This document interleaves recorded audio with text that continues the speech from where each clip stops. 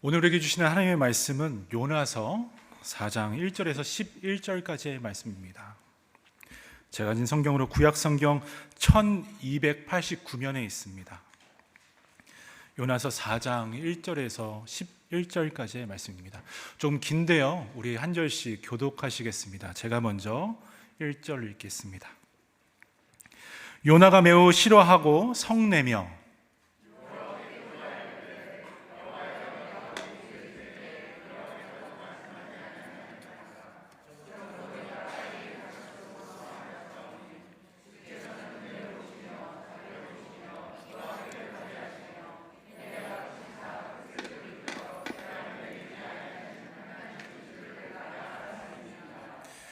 여호와여, 원하건대 이제 내 생명을 거두어 가소서. 사는 것보다 죽는 것이 내게 나음이니이다 하니,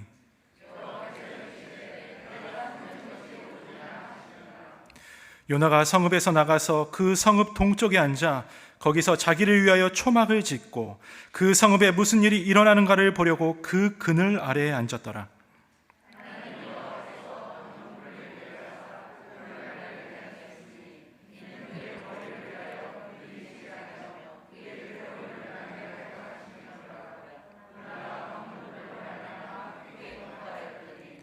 하나님이 벌레를 예비하사 이튿날 새벽에 그 박넝쿨을 갉아먹게 하심에 시드니라.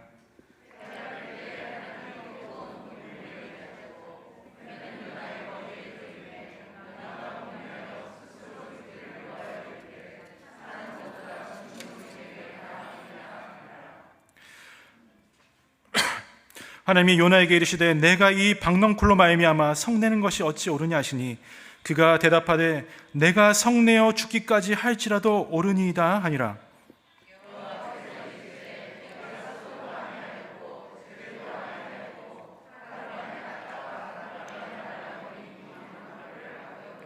우리 다 함께 읽겠습니다. 하물며 이 큰 성읍 니느웨에는 좌우를 분변하지 못하는 자가 12만여 명이요 가축도 많이 있나니 내가 어찌 아끼지 아니하겠느냐 하시니라. 아멘. 아멘. 저는 오늘 하나님의 공정은 어디에 있습니까? 라는 제목으로 말씀을 함께 나누려고 합니다. 우리 교회는 다 많은 교회들이 가지고 있는 매년 새로 시작하게 되는 표어나 주제가 교회 예배당에 걸려있지 않습니다. 대신 한 문구가 걸려있지요. 그 문구 뭔지 아시죠? 제 뒤에 있는 문구입니다. 우리 다 함께 읽어볼까요? 시작. 하나님은 사랑이시다. 하나님이시다. 그렇습니다. 하나님은 사랑이십니다. 이 진리가, 이 은혜가 오늘 거룩한 주일 예배드리는 여러분의 장소 이곳에 충만하기를 축원합니다. 저와 여러분은 이처럼 하나님의 사랑으로 창조되었고 하나님의 사랑으로 거듭났으며 하나님의 사랑으로 오늘을 살아갈 수가 있습니다. 따라서 우리가 말하는 신앙이란 창조주 하나님 그리고 사랑의 섭리를 인격적으로 깨달아가는 것입니다. 다른 사람이 아닌 바로 우리 자신, 내 삶의 순간순간에 찾아오시고 임재하시는 성령님의 사랑의 역사를 느끼고 체험하는 것을 우리의 신앙이라고 하는 것입니다. 하나님은 때로는 눈에 띄지 않은 작은 사건을 통해서, 때로는 삶을 뒤엎을 엄청난 큰 사건을 통해서 우리에게 찾아오십니다. 하나님께서 우리의 삶을 어떻게 바로 이곳까지 여러분을 인도하셨습니까? 그 방법과 그 모습은 각자가 다 다르겠지요. 하지만 한 가지 공통점은 내 삶의 자리에 찾아오신 하나님을 느끼며 하나님께 사랑을 고백했던 신앙이 우리를 이렇게 이곳으로, 예배의 자리로 부르셨다는 것입니다. 그래서 목회자만 콜링, 소명이 있는 것이 아니라 여기 모인 모든 분들, 그리고 예배에 참석하는 분들 모두가 하나님의 소명이 있다는 것입니다. 따라서 우리에게 예배는 참 중요합니다. 예배의 부르심을 통해 하나님을 알아가고, 그리고 예배의 보내심을 통해서 하나님 나라의 백성으로 일상으로 파송받게 되기 때문입니다. 그래서 예배는 하나님의 충만한 기름 부으심이 있는 축복의 자리가 되어야 합니다. 따라서 예배를 사모하고 하나님의 임재를 갈망하는 바로 우리 가운데 하나님의 사랑이 더욱 가득해지고 그리고 우리에게 부어지는 소명이 더욱 명확해지는 줄 믿습니다. 코로나 팬데믹이 어느 정도 자리가 잡혀가는 줄 알았는데 요즘에는 델타 변이나 람다 변이 이렇게 불리면서 우리의 인생을 참 무의미하게 만들고 있습니다. 널려있는 문제 중에 이제 겨우 하나를 넘고 또 다른 것들을 열심히 풀어가려고 노력을 하고 있는데 한편으로 이런 열심과 수고가 다 이런 바이러스 때문에 수포로 돌아가고 있지 않은지 생각하게 됩니다. 사회에서 기업들은 다시 일자리로 돌아오라고 말하고 있습니다. 하지만 실제로 일자리로 돌아가는 비율은 그다지 높지 않다고 언론은 말하고 있습니다. 이런 것을 생각하면 노동의 양이 많고 그리고 힘들어서가 아니라 그보다 더 이상 우리에게 주어진 일이 아무 의미 없다는 생각에 사람들이 더욱 피곤해지고 지치게 되지 않을까 생각해 봅니다. 여기 계신 많은 분들, 특히 어르신 우리 남성분들은 군대를 많이 갔다 오셨으리라 생각됩니다. 저도 한국에서 군대를 갔다 왔거든요. 그런데 생각해 보면 가장 힘들었던 일은 고통받는 유격훈련 아니면 눈물과 콧물을 쏟는 이런 화생방 훈련이 아니었습니다. 제일 힘들었던 거는 하루에 그냥 선임들이 불러가지고 이쪽 땅을 파라고 하는 거예요. 그래서 이쪽 땅 막 팠습니다. 실컷 땅을 파놨더니 조금 있으니까 다시 덮으라는 거예요, 흙으로. 근데 흙을 막 덮었어요. 바로 옆에 여기다가 파라고 그러는 거예요. 그리고 막 또 열심히 팔고 땀나고 있으면 집에 갈 때쯤 되면 다시 덮으라고. 사람 미치게 하더라고요. 그럴 때마다 내가 여기 왜 와 있지? 내가 나라를 지키러 왔는데 내가 여기서 지금 땅 파러 왔나? 뭐 이런 생각이 들었습니다. 이것 때문에 참 정신적으로 군대 생활이 힘들었습니다. 육체가 힘들어서가 아니라 나의 생각과 그리고 다른 의미 없는 일들을 무수히 해나가면서 하루하루를 보내는 것, 이것이 우리를 지치게 하지 않을까요? 육체도 삶의 의미를 찾지 못할 때 힘든 것처럼 우리의 영혼도 그런 것 같습니다. 제가 신방을 다녀보면 그리스도인들이 육체의 아픔, 피곤 때문에 실제로 쓰러지는 경우는 별로 없습니다. 대개는 하나님과 멀어질 때 오는 불안, 그리고 혼돈, 영적인 죄로 인해서 영혼의 그런 피로가 쌓이게 되죠. 그러다 보니까 쓰러지는 것입니다. 그렇게 영적으로 다운될 때는 표면적인 증세, 그러니까 눈앞에 있는 상을 모면하려 하고 환경을 고치려 합니다. 그런데 그렇게 해서는 안 되는 것이고 대신에 근본 원인을 찾고 그것을 깨우쳐 나가야 되죠. 그럼 어떻게 해야 됩니까? 바로 주어진 일들을 잠시 멈추고 중단하고 하나님께서 나를 어떻게 부르셨고 나를 어디로 보내셨으며 현재 어떤 모습을 해나가면서 내가 하루하루를 살아가고 있는지 생각해 보아야 합니다. 즉 나에게 주신 하나님의 소명을 분명하게 다시 찾아야 하는 것입니다. 나를 향한 하나님의 창조의 목적, 삶의 의미를 깨달아야 합니다. 처음에는 뭐가 뭔지 잘 보이지 않습니다만 실마리가 풀리는 은혜의 순간은 분명 우리에게 있습니다. 문제에서 벗어나 새로운 하나님을 발견하는 순간, 지금 경험하신 분들도 있을 것이고 아직 경험하지 못했다면 하나님 분명히 예비하고 그때를 기다리고 계실 것입니다. 오늘 본문에 나오는 선지자 요나가 그랬습니다. 최근 한국 언론에 가장 많이 접하는 단어는 아마 공정이라는 단어가 아닐까 생각됩니다. 한 사람이 살아가기에 다른 조건이 우선시되는 것이 아니라 누구에게나 공평과 정의로운 기회를 부여해주고 삶의 의미를 찾으며 열심히 살아가기를 바라는 말이라고 합니다. 그런데 공정이라는 말은 우리에게 그리 낯선 단어는 아닙니다. 왜냐하면 우리가 읽고 있는 성경에 이미 수천 년부터 이 공정이라는 단어가 사용되고 있기 때문이죠. 눈치가 빠른 분들은 아실 텐데 바로 공의와 정의입니다. 특별히 요나가 가는 곳마다 이 요나는 하나님의 공의와 정의를 높이는 열심이 많았던 사람이었습니다. 그랬던 요나에게 갑자기 영적인 침체가 찾아옵니다. 1절입니다.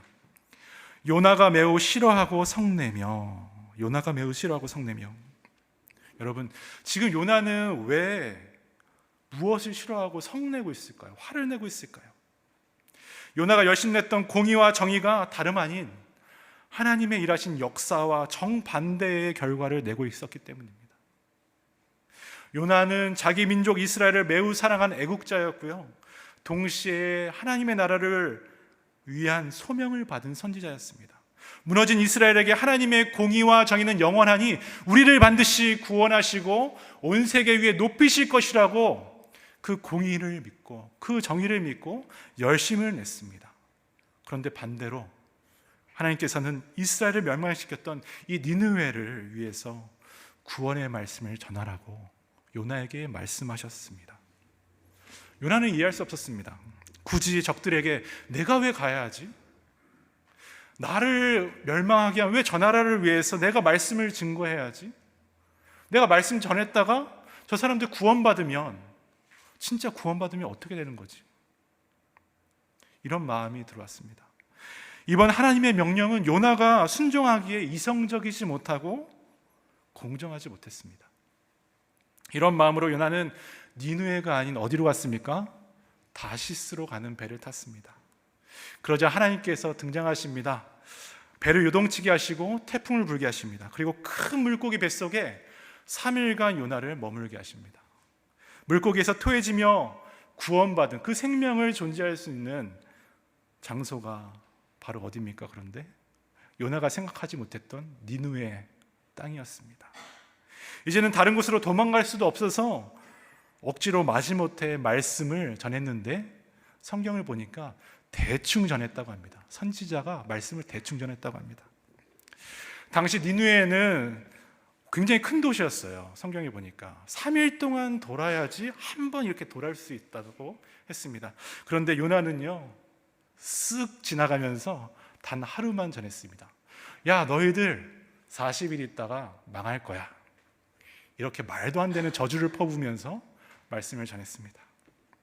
그런데도요, 놀랍게 그런 요나의 대충의 선포에도 불구하고 니느웨 사람들은 경청했다고 했습니다.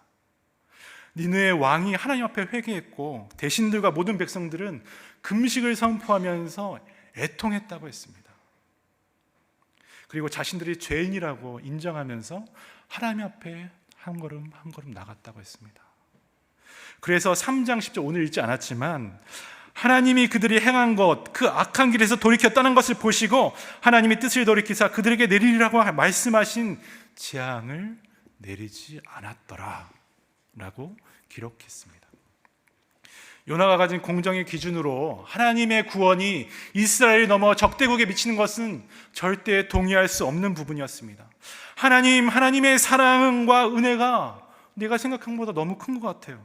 하나님의 뜻과 반대되는 악한 일을 하는 사람은 용서받을 필요도 없고 회개하고 하나님 앞에 나갈 필요가 없잖아요. 그런데 왜 하나님은 지금 그들을 살려주시려고 합니까? 라면서 하나님의 생각, 그리고 하나님의 마음, 하나님의 일하심의 반기를 들었습니다. 그래서 2절 요나는 이렇게 말합니다. 그래요, 주께서는 은혜로우시고 자비로우시며 노하기를 더디하시며 인애가 크시사 뜻을 돌이켜 재앙을 내리시지 아니하시는 하나님인 줄을 내가 알았나이다. 알았습니다. 이게 믿음의 고백일까요? 아니죠. 요나의 빈정거림이었습니다. 그가 열심을 냈던 만큼 그는 불쾌했고 하나님께 실망했습니다. 그의 영혼이 점점 위축되고 그리고 하나님과 멀어지는 것을 우리는 보게 됩니다. 그러면서 하나님께 존중받지 못한다는 생각도 들었습니다. 40일이 지나서 자신이 예언대로 니느웨가 망해야 되는데, 내가 말한 대로 저 사람들이 멸망당해야 되는데 그대로 이루어지지 않을 것 같아서 선지자로서 자존심이 상했습니다. 자기 체면이 무너지는 것을 용납할 수가 없어서 하나님 앞에 이렇게 도전합니다. 그것이 3절에 나와 있습니다. 여호와여, 원하건대 이제 내 생명을 거두어가옵소서. 내가 사는 것보다 죽는 것이 내게 나음이니이다. 다른 말로 하면 무슨 말입니까? 하나님, 차라리 내가 죽겠습니다. 나 같은 거 하나님 보시기에 필요 없잖아요. 내 생명 가지고 가십시오. 내가 사는 것보다 차라리 죽는 것이 낫습니다. 이제 하나님을 떠나겠습니다. 나는 하나님이 싫어요. 하나님이 나를 버리셨으니 나도 하나님 앞에서 그냥 죽어버리겠습니다라는 말이었습니다. 어느새 요나에게 하나님의 부르심과 하나님의 보내심에 대한 소명은 사라지고 바로 내가라는 주어가 강해진 것을 우리는 보게 됩니다.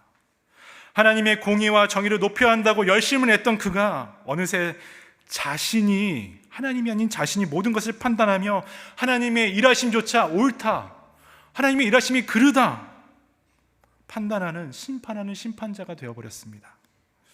하나님께 속한 생명도 자기가 좌지우지하려 하였습니다. 선지자로서 세상이 하나님께 회개하고 돌아오는 가장 기뻐해야 하고 감사해야 할 순간에 모든 세상의 주인 되시며 운행하시는 하나님의 주권적인 능력과 손길을 선지자는 부정하고 하나님의 손길을 놔버렸습니다. 다른 사람들은 하나님의 나라의 백성으로 세워가야 할 선지자가 영적인 침체로 올바른 분별력과 그동안 받아온 하나님의 사랑과 은혜를 너무 쉽게 잊어버렸다고 하였습니다. 사실 이와 같이 우리를 향한 하나님의 목적이 사라지고 하나님의 소망이 불분명해지면 아무리 신실한 성도에게도 인간의 본연의 모습이 드러나게 됩니다. 하나님을 나의 인식대로 생각하고, 그리고 하나님을 내 생각대로 믿고, 그리고 하나님의 뜻과 말씀이 아닌 자기 중심적인 행동을 자꾸 하게 되죠. 혹시 여러분 코로나로 또 다른 어려움으로 원망의 하루, 그리고 영적인 침체의 자리에 계시지 않으십니까? 그럼에도 우리에게 소망이 있는 이유는 이런 연약한 우리들에게 하나님께서 말씀해 주십니다. 내가 성내는 것이 옳으냐, 내가 분내는 것이 옳으냐 라고 인격적으로 찾아와서 물어보며, 그리고 내가 너와 동행하고 있다라고 분명히 말씀해 주시는 사랑의 하나님이 바로 저와 여러분의 하나님, 영원한 아버지라는 사실입니다. 우린 이것을 믿어야 하는 것이죠. 우리가 자전거를 탈 때 페달을 계속 밟아야 넘어지지 않지 않습니까? 이처럼 주님을 전적으로 신뢰하고 앞으로 하나님께서 주신 것을 가지고 전적으로 나아갈 때 우리가 세상에 넘어지지 않게 될 줄 믿습니다. 요나처럼 자신이 가진 한계 안에서 공의와 정의만 외치기보다 우리 한계를 주님 앞에 토해내야 합니다. 그리고 주님 앞에, 그 십자가 앞에 내려놓으며 하나님의 부르심과 일상의 보내심, 그리고 그 모든 것을 통해서 주시는 하나님의 소명을 분명하게 확인하면서 살아가야 합니다. 나에게 맡겨진 하나님 나라가 어디이고 어떻게 온전히 세워나가야 하는 그 삶의 의미를 찾는 기쁨을 누리게 되는 저와 여러분 되시길 주님의 이름으로 축원합니다. 여전히 그럼에도 요나는 화가 나 있습니다. 하나님께서 그와 동행하고 있음에도 불구하고 요나는 화가 나서, 그리고 하나님 어디 있냐고 자꾸 그러죠. 하나님 내 편이냐고 그러죠. 요나는 자신에게 주어진 소명을 포기한 채 하나님이 정말 니느웨 백성들을 용서하시고 구원해 주는지 지켜보기로 결단을 하였습니다. 우리가 생각하는 결단이 아닙니다. 5절 보십시오. 요나가 성에서 나가서 그 성 동편에 한때 거기서 자기를 위하여 초막을 짓고 그 그늘 아래에 앉아서 성읍이 어떻게 되는 것을 보려 하니라 라고 했습니다. 하나님이 보내신 일상의 소중함을 잊은 채 그가 있어야 할 곳에 있지 않고 성 밖으로 빠져나와 자신을 위한 초막을 지었다고 했습니다. 즉 영적인 침체에 놓이며 살아가야 할 의미를 잃어버리니까요, 내가 어디에 있었는지 모르는 거예요. 삶의 방향성을 잊어버리는 거예요. 그리고 하나님의 영광을 위해 살려고 우리는 목적대로 창조받았는데 그게 아니라 자신을 위해서 집을 짓기 시작했다고 했습니다. 또 주어진 현실에서 도피하고 편안함을 위해서 내 힘으로, 하나님이 주신 것이 아니라 내 힘으로 엉성하게 만들었다고 했습니다. 그러면서 역사의 구경꾼으로 전락해버린 것을 우리 봅니다. 그럼에도 불구하고요, 우리 하나님은 요나를 포기하지 않으십니다. 이런 요나를 그냥 버리시지 않으셨습니다. 하나님은 요나를 따라갔고요, 그 외곽까지 친히 찾아가셔서 회복시켜 주시는 것을 우리 보게 됩니다. 더군다나 요나를 위해서 3가지를 준비하셨다고 성경은 기록하고 있습니다. 첫 번째 뭘까요? 우리가 읽은 것처럼 잘 아시겠지만 박넝쿨이었습니다. 박넝쿨. 여기서 박넝쿨이로 번역된 키카이온이라는 이 히브리어는요, 구약 성경을 통틀어 봐도 이 요나서에만 나오는 굉장히 독특한 단어거든요. 구체적으로 그래서 어떤 식물인지 몰라요, 저희가 봤을 때. 하지만 요나를 위해서 하나님이 준비하셨다는 걸 우리가 알 수 있습니다. 요나의 머리가 뙤약볕에 상하지 않도록 그늘을 만들어 주셨습니다. 평상시 같으면요, 제가 이 성경을 보면서 그냥 지나쳤을 것 같은데 지난 한 2주 정도 굉장한 폭염 때문에 해서 그런지 오늘 이 성경을 읽는데 이 말씀이 딱 들어오더라고요. 하나님 뭔데 이렇게 준비해 주셨지? 섬세한 손길로 준비하시는 하나님을 만나게 되었습니다. 앞으로 이 40일간 견뎌내야 하는 요나에게 정말 필요한 선물을 하나님께서 준비해 주신 거죠. 그래서일까요? 요나는 박넝쿨로 인하여 6절에 나오는데 심히 기뻐하니 라고 하고 있습니다. 심히 기뻐하니. 요나서 전체를 봤을 때 선지자로서 기뻐합니다 라는 말이 여기 처음 나옵니다. 요나는 소명을 따라 하나님의 음성을 들었을 때도, 그리고 고기 뱃속에서 그의 생명을 구원받았을 때도, 그리고 니느웨에 갈 때에도 하나님의 말씀을 전할 때에도 기뻐하지 않았다고 했습니다. 하나님의 뜻이 나타나고 만백성을 구원할 수 있는 기회가 있었음에도 그의 영혼에는 만족과 보람이 없었습니다. 이것이 바로 요나의 모습, 바로 요나의 모습 아닐까요? 이스라엘을 위해서 자신은 의롭고 이방을 구원하시는 하나님은 불공정하다고 말하는 그의 내면에는 하나님이 아닌 어느새 나만 있었습니다. 다른 사람의 생사는 상관없었고 눈앞에 있는 박넝쿨의 그늘이 더 소중했습니다. 그러면서 박넝쿨이 하나님의 응답으로 생각하고, 하나님이 드디어 나를 구원하시는구나, 내가 전했던 것이 옳다고 인정해 주시는구나, 하나님이 내 마음을 헤아리시는구나, 역시 하나님 내 편이야 라는 안도감과 평안함을 느꼈습니다. 그런데 한숨 자고 일어나자 그 상황과 환경이 급속하게 바뀝니다. 7절입니다. 7절을 보니까요, 하나님이 요나를 위해 2번째 예배하셨던 것이 벌레라고 합니다. 벌레. 그 벌레가 어떻게 해요? 그 그늘을 만들었던 박넝쿨을 갉아먹기 시작한 겁니다. 그리고 순식간에 시들었다고 했습니다. 시든 박넝쿨을 보니까 요나는요, 어저께 기뻐했던 것에서 다시 분노가 울컥했다고 했습니다. 아니 하나님, 내 기도 들어주신 거 아니었습니까? 하나님, 나한테 딱 맞은 선물 주신 거 아니었습니까? 근데 선물 주었다 뺐으면 치사하잖아요. 왜 그러십니까? 이렇게 불평하는 거죠. 근데 하나님은요, 그 불평에 개의치 않고 불난데 부채질 하신다고 하나님 마지막 준비하신 것이 아주 멋있는 바람이었습니다. 사막의 동풍을 준비하셨습니다. 8절입니다. 우리 함께 읽어볼까요? 해가 뜰 때에 하나님이 뜨거운 동풍을 예비하셨고 해는 요나의 머리에 쪼임에 요나가 혼미하여 스스로 죽기를 구하여 이르되 사는 것보다 죽는 것이 내게 나으니라 하니라.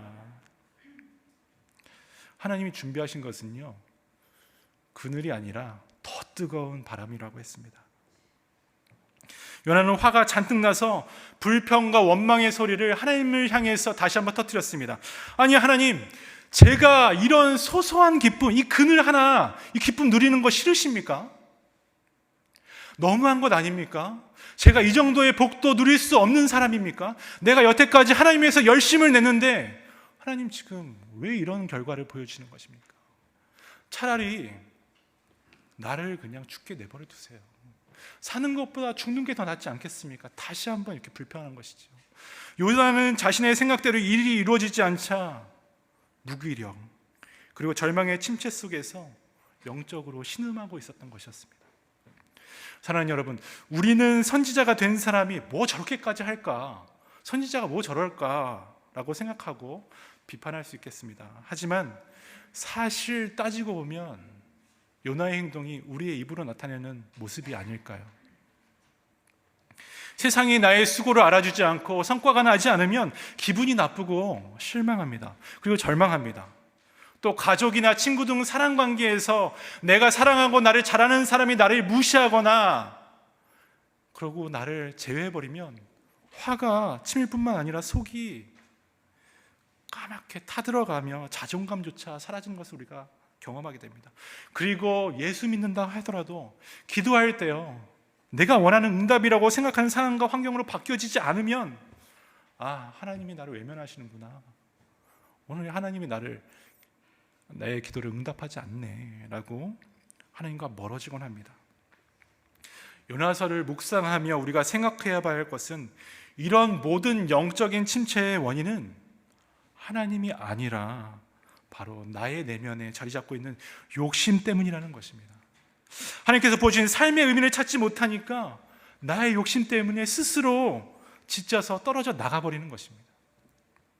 그러므로 분주하게 상황과 환경을 따지기보다 그런 하나님께서 나를 통해 하실 일, 그리고 나를 통해 소명이 무엇인지 깨닫고 말씀에 귀를 기울이며 영적인 회복을 다시 한번 우리는 갈망해야 하는 것입니다. 어떻게 해요? 바로 예배를 통해서 보내신 곳에서 도망하고 성내고 죽겠다는 요나를 끝까지 추격하고 마지막까지 함께 하시는 하나님이 오늘 우리 이 예배 자리에 있다는 것을 우리는 깨달아야 합니다. 짧은 하루 사이 박넝쿨, 벌레, 동풍 등을 준비하셔서 생사화복 이 모든 것의 주인은 사람이 아니라 창조주 하나님이라는 사실을 알게 하시는 하나님, 바로 오늘 이 예배 가운데 계시다는 것을 우리는 깨달아야 하는 것이죠. 사망과 멸망의 기로에서 죽을 수밖에 없던 인생을 구원하시고 은혜 없이 살 수 없는 존재임을 다시 한번 상기시키는 그 하나님을 체험하는 그 역사가 바로 우리의 예배 가운데 일어나야 하는 것입니다. 정말 이런 예배가 일어날 때 영적인 침체에서 한 단계 한 단계 다시 한번 하나님을 바라볼 수 있는 우리의 힘이 일어날 줄 믿습니다. 마지막으로 하나님께서는 요나에게 이렇게 말씀하십니다. 내가 그렇게 열심을 내며 주장하던 하나님의 공의와 정의는 다름이 아닌 변치 않는 나의 사랑, 하나님의 사랑 위에 있는 것이다 라고 말씀하고 계십니다. 우리 10절 11절 함께 읽으면 좋겠습니다. 함께 읽겠습니다. 시작.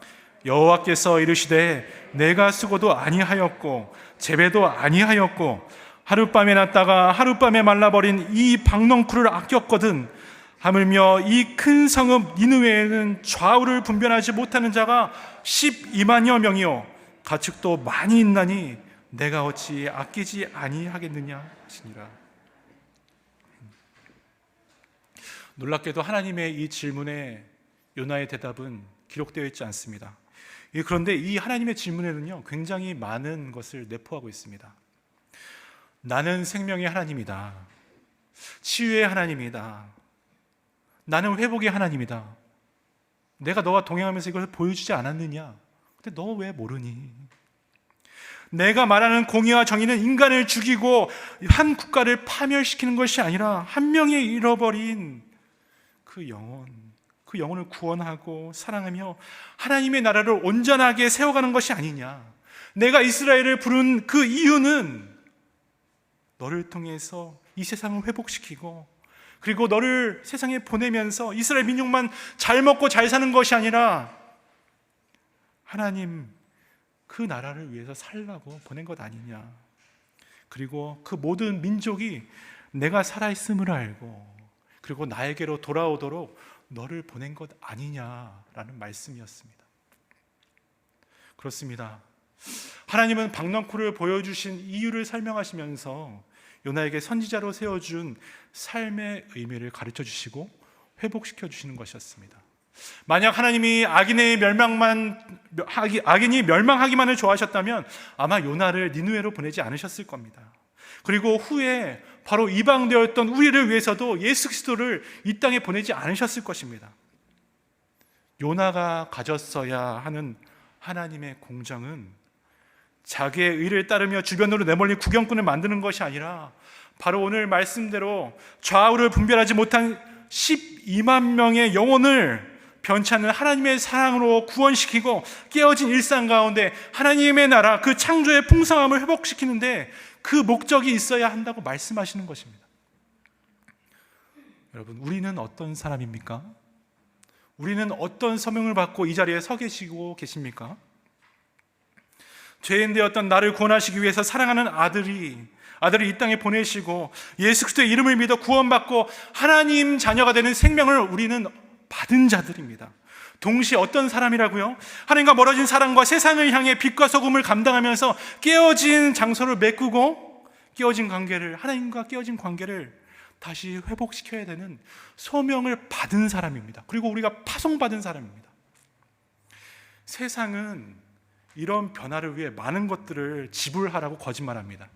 지혜가 있어야 된다고 하고, 물질이 있어야 된다고 하고, 권력이 있어야 된다고 합니다. 근데 그 모든 것이 다 거짓말이죠.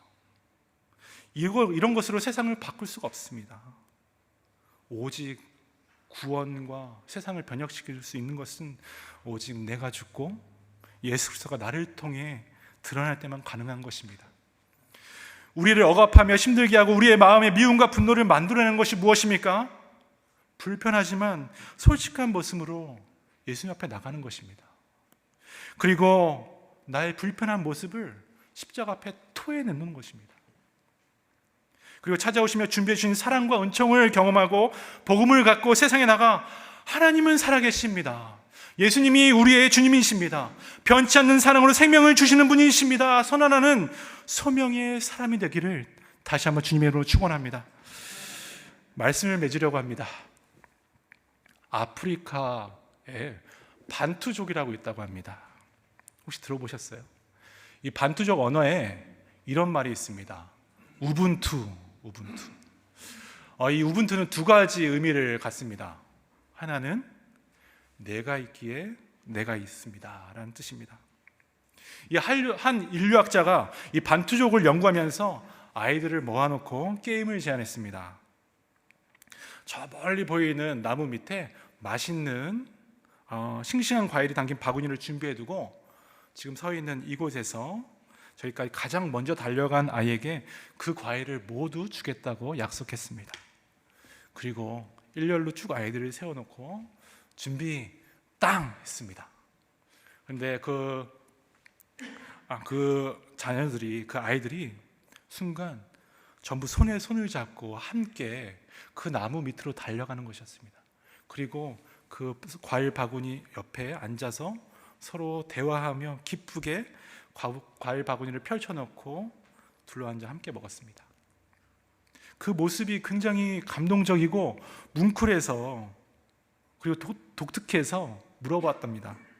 얘들아, 가장 먼저 도착한 사람 혼자 이 과일 다 먹을 수 있었는데 너희들 아깝지 않니? 왜 손을 잡고 함께 달렸니? 그러자 그 아이들이 합창하듯이 이렇게 말했습니다. 우분투. 그리고 한 아이가 이 인류학자한테 이렇게 되물었습니다. 아저씨, 나머지 아이들이 다 슬픈데 어떻게 나 혼자만 기분이 좋을 수 있어요? 이렇게 물어봤답니다. 세상은 누구나 이렇게 동일한 라인에서 뛰게 해주는 조건을 만드는 것을 공평, 공의라고 말합니다.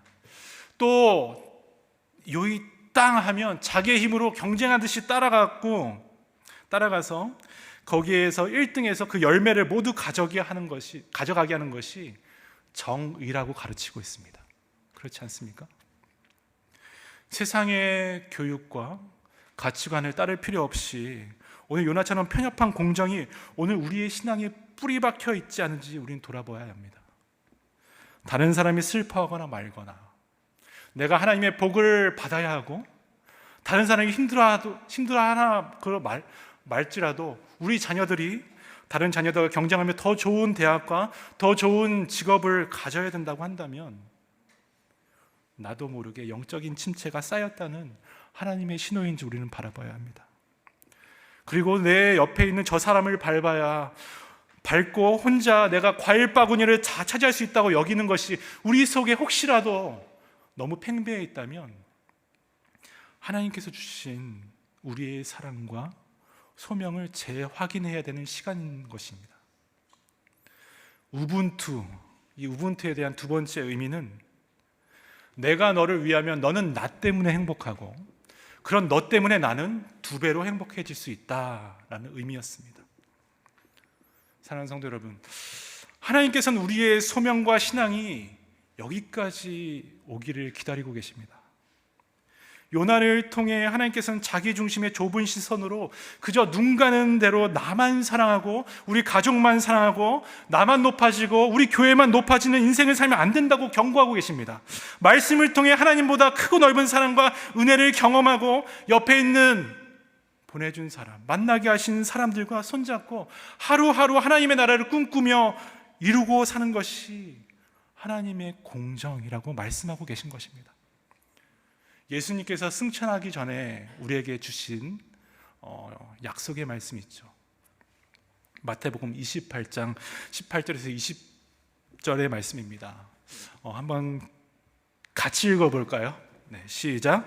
예수께서 나와 일러 가라사대 하늘과 땅의 모든 권세를 내게 주셨으니 그러므로 너희는 가서 모든 족속으로 제자를 삼아 아버지와 아들과 성령의 이름으로 세례를 주고 내가 너에게 분부한 모든 것을 가르쳐 지키게 하라.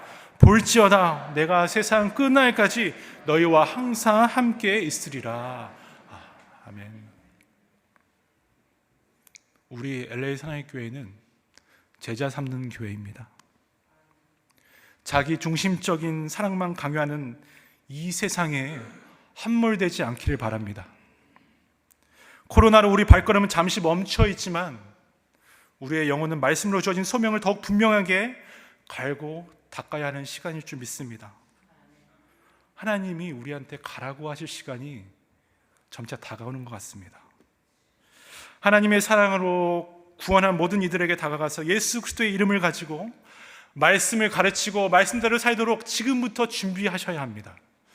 예수 그리스도의 십자가의 복음의 기치를 가지고 하나님을 몰랐던 사람들, 하나님을 잊고 살았던 사람들을 찾으십시오. 그리고 허락하신 때에 하나님의 사랑과 은혜를 채워주고 하나님과 동행할 수 있도록 그들을 위해서 기도하십시오. 우리가 움직이면 전염병으로 또 다른 아픔으로 망가진 우리의 땅과 그리고 우리의 교회뿐만 아니라 우리의 가정과 우리의 일터와 그 모든 세상이 놀라운 하나님의 일들이 시작될 것이고 회복을 경험하게 될 줄 믿습니다. 세상 끝날 때까지 내가 너와 함께하리라, 이 약속의 말씀을 붙들고 오늘 하루 또 한 주 주님의 음성에 따라 그 소명을 따라 살아가는 저와 여러분 되시길 주님의 이름으로 간절히 축원합니다.